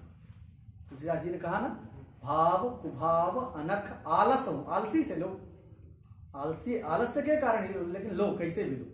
भाव कुभाव अनख आलस हूं, नाम जपत मंगल दिशि दस। ये तो ऐसा है हो कि दुष्ट व्यक्ति भी उसको छुए तो उसका कल्याण होता है। कोयला के समान है हरि। कैसे? कोयला को जो है क्या है, सज्जन व्यक्ति छुएगा तो उसका काला नहीं करेगा, वो करे, और दुर्जन छुएगा तो वैसे कोई भी भगवान का स्मरण करे, चाहे सज्जन हो चाहे दुर्जन, उसका उद्धार निश्चित, उसके पापों का नाश निश्चित। कहीं एक श्लोक प्रसिद्ध है, हरिर हरति पापानि। क्या श्लोक है? हरिर हरति पापानि। कहे भैया महात्माओं का पाप हरण करता होगा, दुष्टों का तो नहीं करते होंगे। तो कहे नहीं, दुष्ट चित्तैरपि स्मृतः। दुष्ट चित्त वाले व्यक्तियों के द्वारा भी स्मरण किया जाए तो उनका पाप भी नष्ट कर देते हैं। हरिर हरति पापानि दुष्ट चित्तैरपि स्मृतः। क्या है? ये जो है अंतिम में आता है कि दहत्येव हि पावकः। अंगारे को कोई छुए, चाहे प्रेम से छुए चाहे नाराजगी से छुए, जलाएगा जरूर। जलाएगा कि नहीं जलाएगा जी? दहत्येव, अंतिम में आता दहत्येव हि पावकः संस्पृष्टो अनिच्छयापि संस्पृष्टो दहत्येव हि पावकः। इच्छा ना हो फिर भी छुओगे तो भी वो जलाएगा, इच्छा से छुओगे तो भी जलाएगा, है ना? अनिच्छयापि संस्पृष्टो दहत्येव हि पावकः। बात सुना गया? तो भगवान अग्नि है, अग्नि की तरह है कि जैसे इच्छा से छुओ चाहे अनिच्छा से छुओ, वो जो है अग्नि जलाता ही है। उसी प्रकार चाहे अच्छी भाव इच्छा से भगवान का नाम लो, चाहे बिना इच्छा के मुख से निकल जाए। एक बड़ा अच्छा श्लोक है, अभी उनको याद नहीं आ रहा। उसमें जो है जंगल में कुछ लोग रहते थे, उनसे किसी ने पूछा क्या करते हो? तो कहते हैं वने च रामः। वन में हम विचरण करते हैं। वने च रामः, हैं? पशु चाह रामः, पशुओं को वध करते हैं, ये सब शिकार करते हैं। ऐसा वो 4 बार कहते हैं। तो अंतिम में क्या आ रहा है? चरामः कह रहे हैं, लेकिन रामः आ गया कि नहीं? ऐसे राम इस उस भाव से नहीं कहे, राम का नाम ले रहे हैं इस अभिप्राय से उन्होंने नहीं कहा था, लेकिन राम आ गया तो उससे भी उनका उद्धार हो गया। वने च रामः पशुचाह रामः, ऐसा आता है, अभी याद नहीं आ रहा श्लोक। तो ये जो है भगवान जो है हरि, बस सुना गया। तो क्या श्लोक है? याद कर लेना, बड़ा अच्छा है। हरिर हरति पापानि दुष्ट चित्तैरपि स्मृतः अनिच्छया संस्पृष्टो दहत्येव हि पावकः। तो ऐसे हरि है, वो हरि को भजन न करे तो फिर वो क्या है? मूर्खी है। आगे आएगा धिक कृष्णा भक्तम, जो कृष्ण का अभक्त है उसको धिक्कार है। अरे इतना दयालु कृष्ण है, उसकी जो भक्ति ना करे उसको धिक्कार ही है। कम वा दयालुम शरणम ब्रजेम। कौन होगा इसे दयालु के शरण में नहीं जाएगा? तो नहीं जाएगा समझ जाओ पापिया है। जो है पापियों लोग जो है अगर नाम ले रहे हैं तो उद्धार तो निश्चित। अरे कंस का उद्धार हो गया, रावण का उद्धार हो गया, तो उसका नहीं होगा? एक और याद आ रहा, कहो तो सुना दे। अब प्रसंग आ जाता है तो हमको बहुत सारा याद आ जाता। हरि आ गया ना, भगवान का दरबार तो अंधाधुंध दरबार। एक भक्त कहता है कि भगवान प्रसन्न हो जाए तो अच्छा, और नाराज हो जाए तो भी अच्छा। कहे क्या भाई, प्रसन्नता में तो लग रहा है कि अच्छा होगा, नाराजगी में क्या है? तो कहे देखिए, प्रसन्न होते हैं भगवान तो क्या देते हैं? कुछ वरदान दे देते हैं, और नाराज होते हैं तो स्वर्ग दे देते हैं, मोक्ष।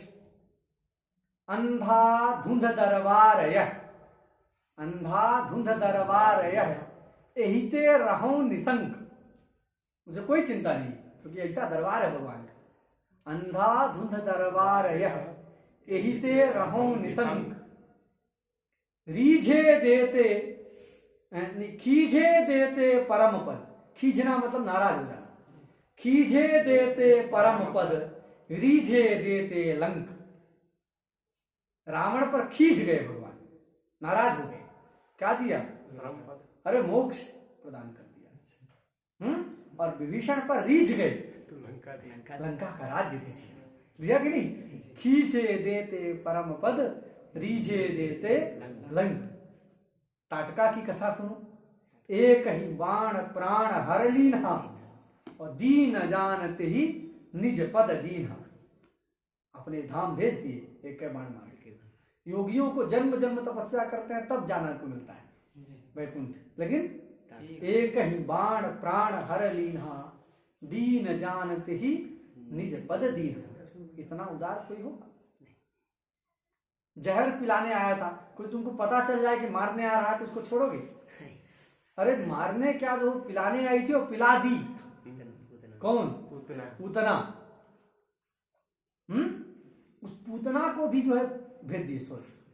अहो बकीयम स्तन कालकूटम जिघांसया। अच्छी भावना नहीं थी, हंतुमिक्षया, जिघांसा, हंतुमिक्षा है ना। जिघांसया पायेदप्य साध्वी, अत्यंत असाध्वी थी, कोई माला आला नहीं जपती रही। अहो बकीयम स्तन कालकूटम जिघांसया पायेदप्य साध्वी लेभे गति धात्र्युचिताम ततोन्यम कम वा दयालुम शरणम व्रजेम। इतने दयालु की शरण में ना जाए उसको क्या है? धिक्कार है। आगे आएगा, अभी पढ़ेंगे हम लोग द्वितीया में ही है। धिक कृष्णा भक्तम, कृष्ण का भक्त है उसको क्या है? ऐसे हरि हैं, उनका क्या करना चाहिए? भजन करना चाहिए। तो हरिम भजत, समझा गया? तो भक्तः भजत, भक्त भजन कर रहा है। तो जो है हर, अब देखो यहाँ अर्थ भी घटा सकते हो कर्म का। तो क्या अर्थ है? कर्तृवृत्ति प्रधानी भूत व्यापार प्रयोज्य फलाश्रयत्वेन इच्छोद्देश्यता श्रयत्वम, यही अर्थ है। घटाओ, कर्ता कौन हो गया? भक्त। भक्ता नहीं लिखे हैं, उसको समझ जाओ। कर्ता क्या है? भक्तः, ये भक्ता। तो कर्ता हो गया भक्त। तदवृत्ति जो क्या होगा? भजनानुकूल व्यापार, तुष्टानुकूल व्यापार है ना, तुलसी वगैरह चढ़ाना, दुर्वा चढ़ाना, ये सब व्यापार। तो जो है भक्त वृत्ति जो व्यापार, तादृश व्यापार प्रयोज्य जो तुष्टि रूपी फल, उस तुष्टि रूपी फल का आश्रय हरि हो, ऐसी इच्छा है कि नहीं है? है। उस इच्छा का जो है तादृश इच्छा निरूपित उद्देश्य का आश्रय तो हरि में आएगा कि नहीं? आएगा। अतः भगवान हरि क्या हुए? कर्म हो गए। कर्म घट गया सूत्र का अर्थ, तो हरि हो गया कर्म। उस कर्म में द्वितीया विभक्ति करना है, लेकिन वो कर्म क्या होना चाहिए? अनुक्त होना चाहिए। अनुक्ते कर्मणि द्वितीया स्यात्। तो अनुक्त हरि, देखो हरि कर्म हुए हैं, भगवान कर्म तो भगवान ही है, हरिम भजति, उन्हीं को भज रहा है। किंतु तदवाचक शब्द क्या है? हरि शब्द भी है। तो इस शब्द से हमको द्वितीया करना है। तो देखते हैं कर्म उक्त हुआ है कि नहीं। तो देखो भज धातु है, ती प्रत्यय। ये ती प्रत्यय लह कर्मणि च भावे चा कर्म केभ्यः, सूत्र है लह कर्मणि च भावे चा कर्म केभ्यः सूत्र के अनुसार किस अर्थ में आया है? कर्तार्थ में आया है। किस अर्थ में आया है? कर्तार्थ। कौन सा अर्थ उक्त हो गया? तो जो अर्थ उक्त होता है उससे अतिरिक्त सारा अर्थ क्या माना जाता है? अनुक्त माना जाता है।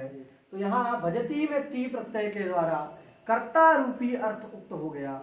उससे अतिरिक्त जो अर्थ है वो कर्म भी हो गए कि नहीं? तो अतिरिक्त जो कर्म अर्थ है वह अनुक्त है।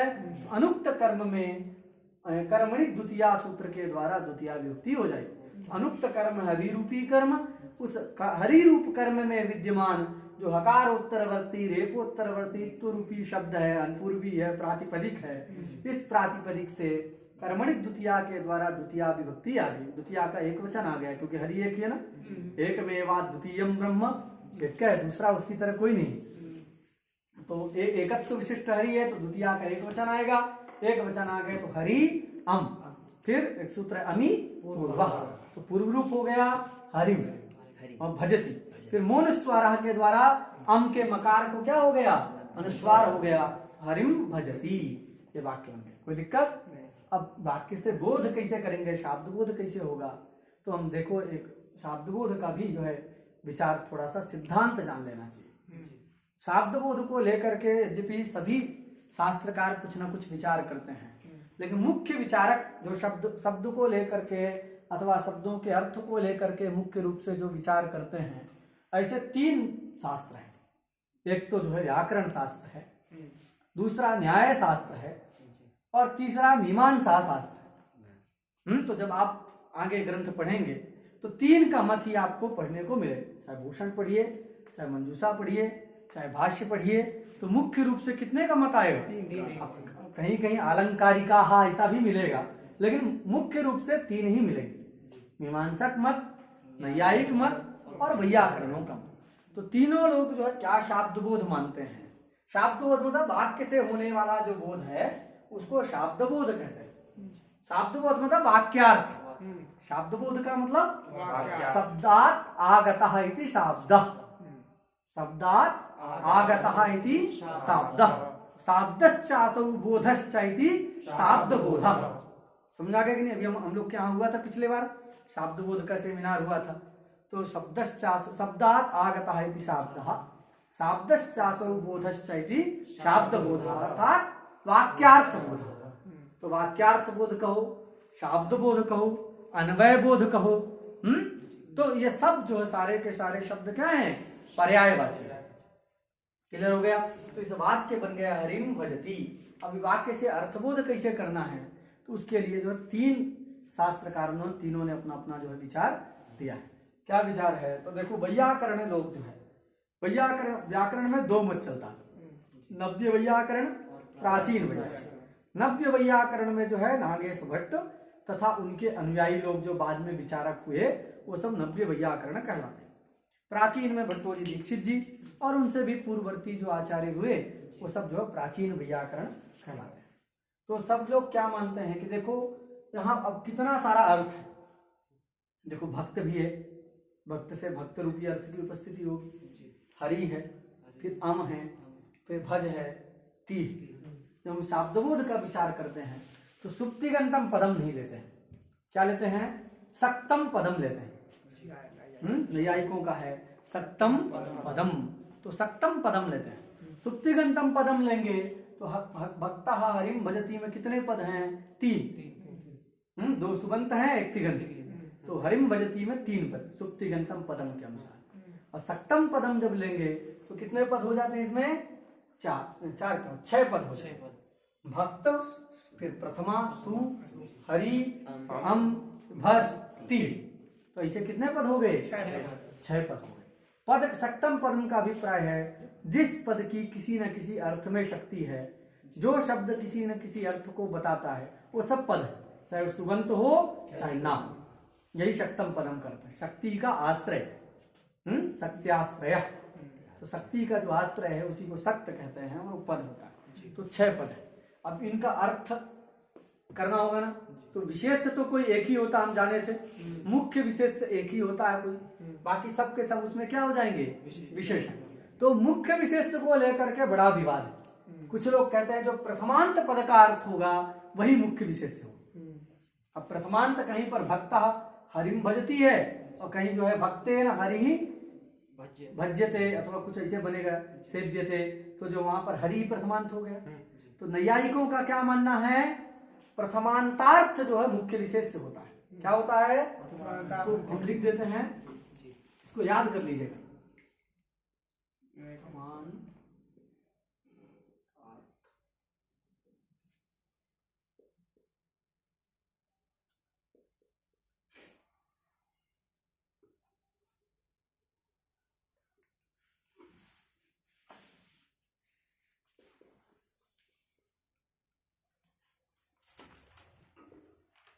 प्रथमांतार्थ मुख्य विशेष से कहा शाब्द बोधा। ये कौन मानता है जी? नैयायिक मानते हैं। कौन मानते हैं?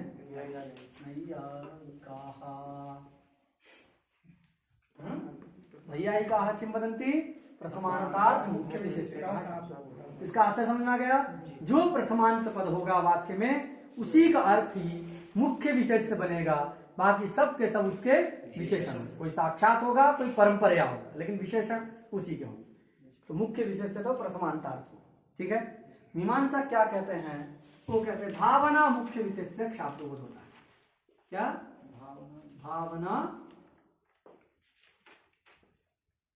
मुख्य विशेष से, बाकी सब वही है।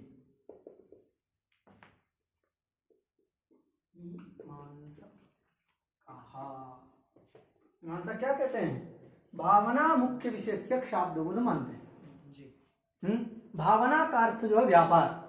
भावना मतलब व्यापार। व्याकरण व्यापार कहते हैं ना, वही जो है व्यापार रूपी समझ जाइए भावना है। तो जो है धातु का 2 अर्थ है, उसमें जो है क्या व्यापार जो हम कहते हैं उसी को लोग किस शब्द से कहते हैं? भावना। तो मीमांसक लोग क्या मानते हैं? भावना मुख्य विशेष्यक शाब्दबोधः इति मीमांसकाः। बात समझ गया? लेकिन अंतर क्या है, ये जो भावना अर्थ है वो धातु का अर्थ नहीं, वो जो है स्त्री प्रत्यय का अर्थ, आख्यात का अर्थ, ये अंतर है। भावना मुख्य विशेषक शाब्दोद मानते हैं, भावना मतलब व्यापार, वैयाकरण भी व्यापार मुख्य विशेषक शाब्दोद मानता है, किंतु अंतर क्या है कि व्यापार वैयाकरणों के यहाँ किसका अर्थ है, धातु का अर्थ, तो धात्वर्थ व्यापार है, और उनके यहाँ प्रत्यय आख्यातार्थ व्यापार, आख्यात मतलब तिंग, तो तिंग का अर्थ जो है भावना होता है, तो भावना मुख्य विशेषक शाब्दोद वो लोग मानते हैं, और वैयाकरण व्यापार मुख्य विशेषक शाब्दोद। ठीक है,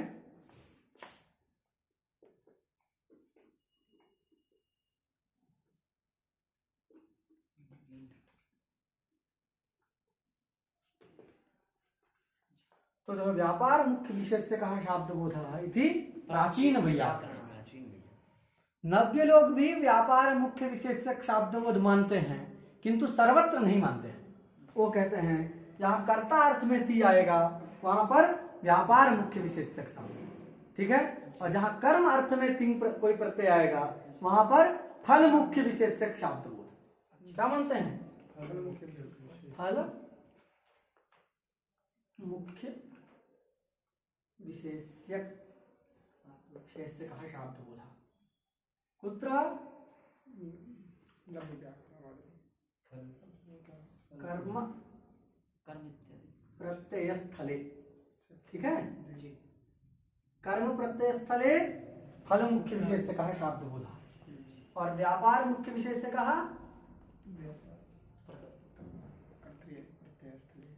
व्यापार मुख्य विशेषक शाब्दबोध कर्तृ प्रत्यय समव्यवहारे। प्रत्यय समव्यवहारे, भाई स्थले ही कहो तो चल जाएगा। वो देखिए ये जो है दोनों किसका है? नव्य वैयाकरण, नव्य। अंदर समझ में आ गया? धात्वर्थ तो दोनों के यहाँ विशेष से है, मुख्य विशेष धात्वर्थ ही है, नव्य वैयाकरणों के यहाँ भी प्राचीनों के यहाँ। लेकिन प्राचीन क्या मानते हैं कि धात्वर्थ में व्यापार ही मुख्य विशेष से होता है, चाहे वह कर्तृ मतलब कर्मवाच्य हो चाहे कर्तृवाच्य हो।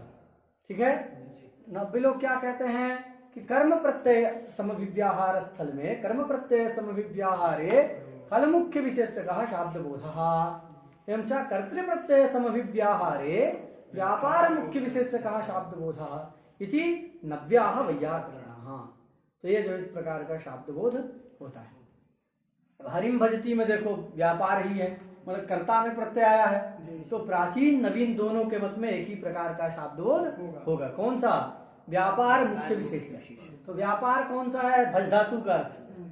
ठीक है, बाकी सब उसके विशेषण हो जाएंगे। तो देखो एक हम बता देते हैं, अब व्यापार को ही अंतिम में रखना है, जो मुख्य विशेष होता है उसको हम अंतिम में कहते हैं, तो व्यापार ऐसा शाब्दबोध में आएगा। बाकी उसका विशेषण क्या है? देखो भक्त है ना, ती प्रत्यय का अर्थ कर्ता, कर्ता कौन है? भक्त, तो दोनों में अभेद हो जाएगा। तिंग का अर्थ जो कर्ता है और प्रथमांतार्थ जो भक्त है, दोनों में अभेद संबंध से। और जो ती प्रत्यय का अर्थ एकत्व भी है कि नहीं? एकत्व, उसका अन्वय कहाँ होगा? एकत्व का अन्वय उसी कर्ता में। ये संख्या के विषय में थोड़ा सा अंतर है। संख्या क्या अंतर है, मतलब क्या मानते हैं? ती का अर्थ संख्या भी है कि नहीं? संख्या का अन्वय कहाँ होगा?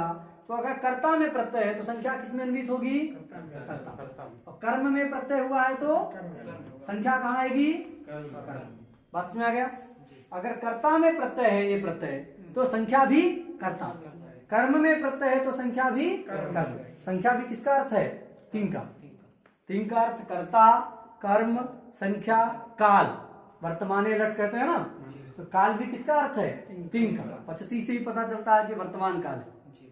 अपचत कहने से जो भूत प्रतीत होता है। तो क्या समझे कि कर्ता, कर्म, संख्या, काल, मुख्य रूप से चार जो है इसका अर्थ तिंग का। कितना अर्थ है? कर्ता, कर्म, संख्या, काल। अब ये जो कर्ता अर्थ होगा अथवा कर्म अर्थ होगा, उसका अन्वय कहाँ होगा? प्रथमांतार्थ में, अभेद में। संख्या का अन्वय किसमें होगा? कर्ता में प्रत्यय है तो कर्ता में, जी कर्म में प्रत्यय है तो संख्या का अन्वय कर्म में। बात समझ में आ गया? जी बच गया कौन? काल। काल का अन्वय होगा धात्वर्थ व्यापार में। व्यापार मतलब क्रिया, कैसी क्रिया है तो वर्तमान काल की। जी तो जो कैसी क्रिया है तो कहे भूतकाल की। तो ती प्रत्यय अगर आया है, अभवत ऐसा करते हैं तो वहां भूतकाल की क्रिया। तो हमेशा काल का अन्वय किसमें है? व्यापार में, धात्वर्थ व्यापार। कालस्तु व्यापारे विशेषणम, ऐसा आप याद कर सकते हैं तो याद कर लीजिए। कालस्तु ऐसा कौन भट्ट ने कहा है, कालस्तु व्यापारे विशेषणम।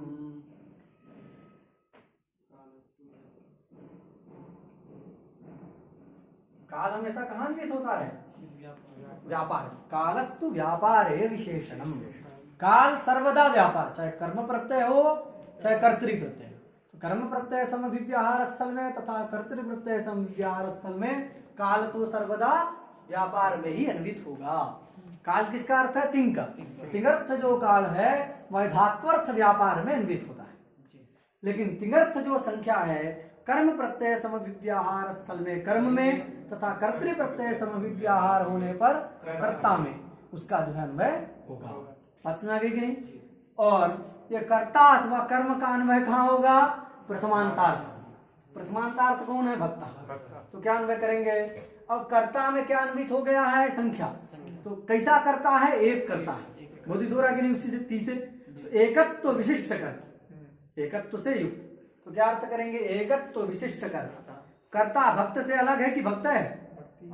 भक्ति है ना, तो अभिन्न अभेद है दोनों। तो क्या कहेंगे? देखो एकत्व किसका अर्थ है? ती का। उसका अन्वय कहाँ हुआ है? कर्ता।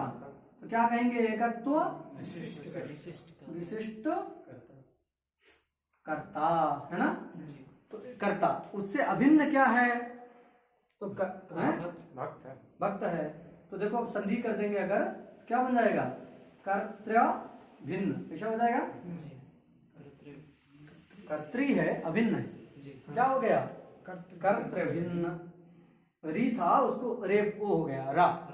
तो एकत्व विशिष्ट कर्तृ भिन्नम, इतना अर्थ हो गया। भक्ता का क्या अर्थ हो गया? एकत्व विशिष्ट कर्तृ भिन्नम भक्ता अथवा कर्तृ भिन्न भक्त, ऐसा अर्थ हो गया। ठीक है, यो भक्त। ठीक है, उस भक्त में क्या रह रही है? व्यापार। तो इस प्रकार जो है देखो, इसका भक्त का भी अन्वय कहाँ हो रहा है? व्यापार। मुख्य विशेष वही है, वृत्तित्व संबंध से। तो एकत्व और इनका भी परंपरा, भक्त का साक्षात अन्वय है व्यापार में। भक्त वृत्ति, ऐसा है ना? भक्त वृत्ति व्यापार है। तो भक्त का क्या है? ये हम व्यापार लिख देते हैं। ये जो व्यापार है आख्यातार्थ व्यापार है, भज धातु का नहीं, आख्यातार्थ करें भज धात्वर्थ जो व्यापार है उसमें कर्ता का अन्वय है कि नहीं? भक्त का साक्षात, क्योंकि भक्त में ही क्रिया रह रही है। तो भक्त वृत्ति व्यापार निकल गया। लेकिन और जो तिंग है इसका भी अन्वय है, एकत्व का भी उसी में अन्वय है, लेकिन साक्षात नहीं है। कैसा है? परंपरा है। साक्षात तो कर्ता में अन्वय। तो एकत्व विशिष्ट कर्तृ भिन्न यो भक्त अथवा भिन्न, ऐसा कर लो, एक साथ करो, अलग अलग मत करो। भिन्न भक्त वृत्ति, भिन्न अभिन्न कौन है? भक्त। तद वृत्ति व्यापार, ऐसा हो गया। दूसरा बच गया हरिम, उसका भी वही अन्वय करना है। तो हरि है फिर कर्म है, तो क्या है? हरि क्या है? एकत्व, एकत्व भी अर्थ है हम का। एकत्व विशिष्ट हरि कर्मकम यद भजनम। एक यहां पर भी कर सकते हैं, एकत्व विशिष्ट हरि। एकत्व विशिष्ट कौन है? हरि, वही कर्म है ना? एकत्व विशिष्ट हरि कर्मकम। थोड़ा सा यहाँ छूट जगह कम है, नीचे लिख देते हैं। तो एकत्व विशिष्ट हरि कर्मकम। अभी एक बच रहा है क्या? फल। तो उसको भी जोड़ना है। क्या करना है? तुष्टि अनुकूला, उसका भी अनुकूलत्व संबंध से व्यापार में अन्वय जन। एक और छूट रहा है क्या? काल। तो क्या बोलेंगे? वर्तमान कालिका। तो यहाँ क्या करेंगे? तुष्ट्यनुकूल, तुष्ट्यनुकूलो वर्तमान कालिका, ठीक है। तुष्ट्यनुकूलो वर्तमान कालिको व्यापार। बात समझ आ गया। हरिम भजती का क्या अर्थ है? कोई पूछेगा तो क्या बताएंगे? एकत्व विशिष्ट कर्तृ भिन्न भक्त वृत्ति एकत्व विशिष्ट हरि कर्मकम तुष्ट्यनुकूल व्यापारः। तुष्ट्यनुकूलो वर्तमान कालिका व्यापार, ऐसा एक सामान्य सा अर्थबोध होता है। बहुत विचार है शब्दबोध को लेकर के, लेकिन सामान्य जो अर्थ है वो हम लोगों ने समझ गए। बात सुना गई। प्राचीन नवीन दोनों वैयाकरणों के यहाँ यही अर्थ होगा। बात सुना गया। नैयायिकों के यहाँ बदल जाएगा, उनके यहाँ भक्त लास्ट में पहुंच जाएगा तो रहेगा, क्योंकि प्रथमांतार्थ मुख्य विशेषक होता है। तो क्या करेंगे कि जो है एकत्व विशिष्ट हरि कर्मकम,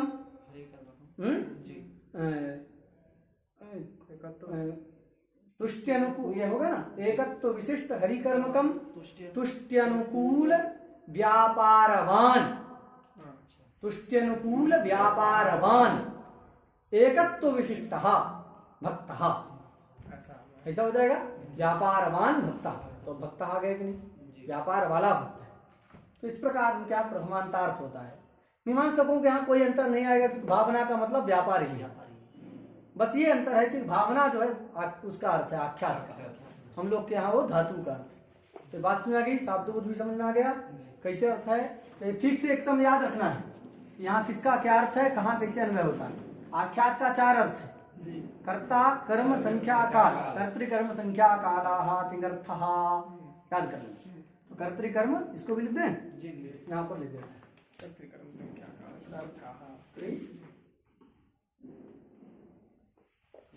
कर्म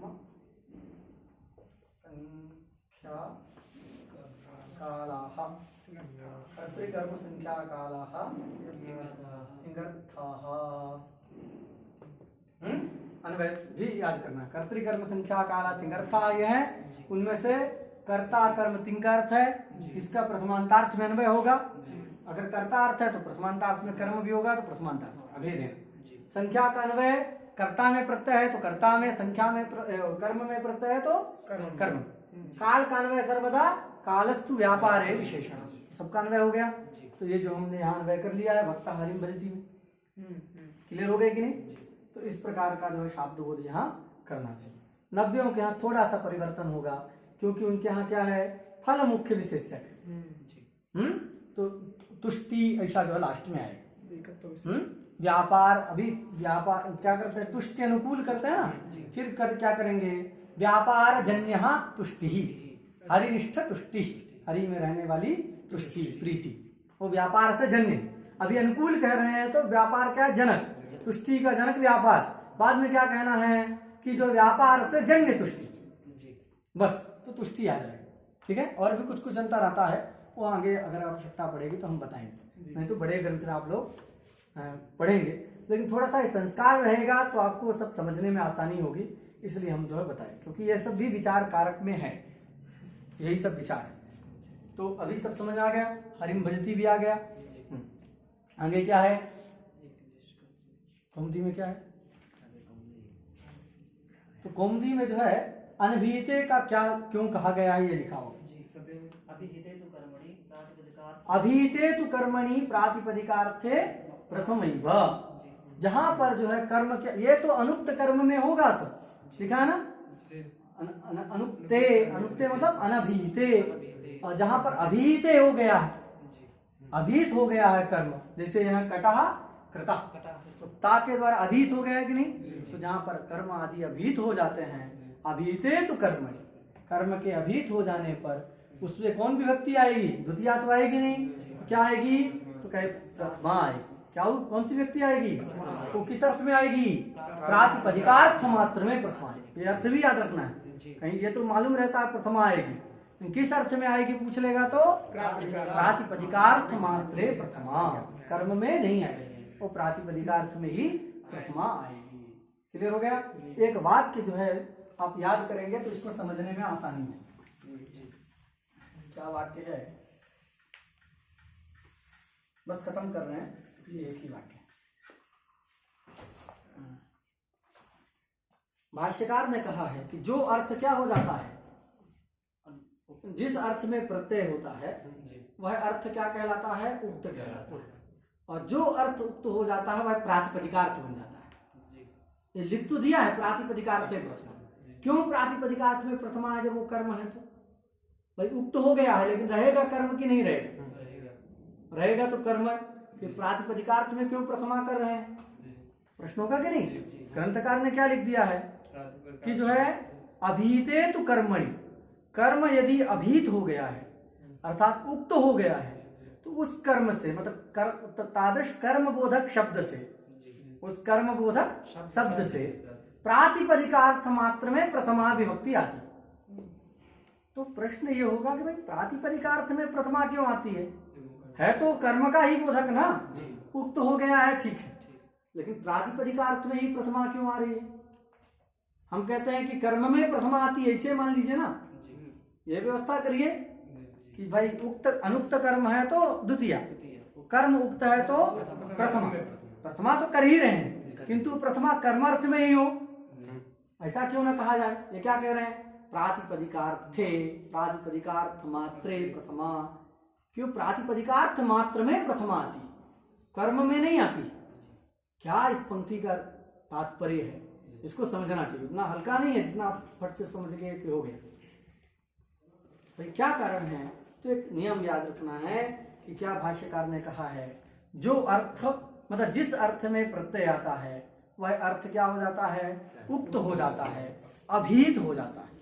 और जो भी अर्थ कथित हो गया, अभीत हो गया, उक्त हो गया, वह सारा का सारा अर्थ प्रातिपदिकार्थ कहलाने लगता है। क्या कहलाने लगता है? तो जो है प्रातिपदिकार्थ के अंतर्गत हो जाता है। और फिर उससे किसमें प्रथम आएगी? प्रातिपदिक। वो कर्म का बोधक है किंतु वो कर्म अब क्या कहला रहा है? प्रातिपदिकार्थ कहला रहा है। उस कर्म की नियमेन उपस्थिति हम मानेंगे वहां। प्रश्न आ गया? तो जो यस्मिन अर्थे प्रत्ययः सा अर्थः अभीतः उक्तः उक्तः सो अर्थः प्रातिपदिकार्थ संपन्न। वह प्रातिपदिकार्थ से युक्त हो जाता है, संपन्न हो जाता है और उसमें प्रातिपदिकार्थ में प्रथमा होती है। तो भाष्यकार ने कहा है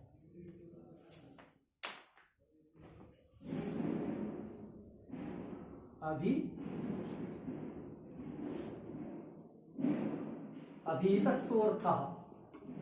बाकी इसके पहले समझ लेना कि यो अर्थ उक्तः सा अभीता, जो अर्थ उक्त हो गया मतलब यस्मिन् अर्थे प्रत्ययः सा अर्थः उक्तः उक्तः इत्युक्ते अभीता।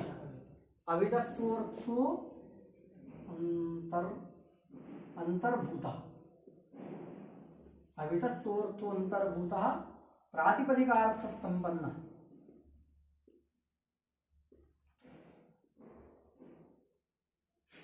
प्रातिपदिकार्थ संपन्न, अभीतस्योर्थः प्रातिपदिकार्थ संपन्नः तत्र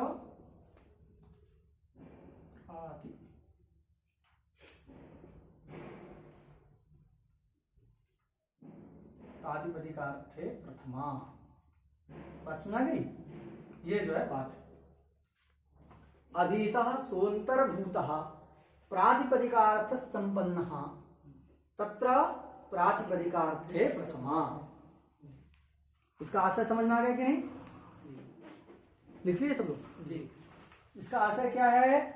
आशय ये लगाना है यस्मिन, इसके पहले भी आप बोल सकते हैं, भाष्य में नहीं है उतना अंश इसलिए हमने छोड़ दिया, लेकिन उसका आशय यही है कि यो अर्थः मतलब यस्मिन अर्थे प्रत्ययः सा अर्थः उक्तः अथवा अभीतः।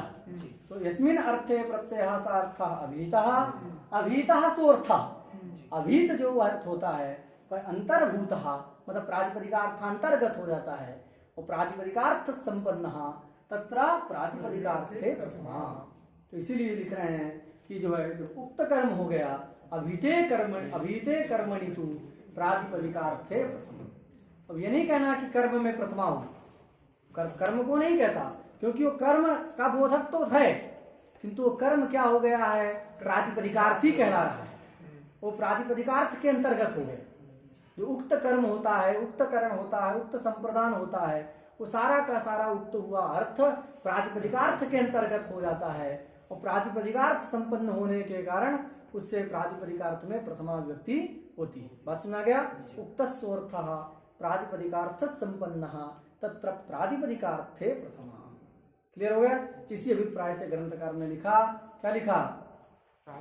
अभीते तु कर्मणि प्रातिपदिकार्थे प्रातिपदिकार्थ मात्रे प्रथमैव। समझ गया? एव लगाया है अर्थात न द्वितीया।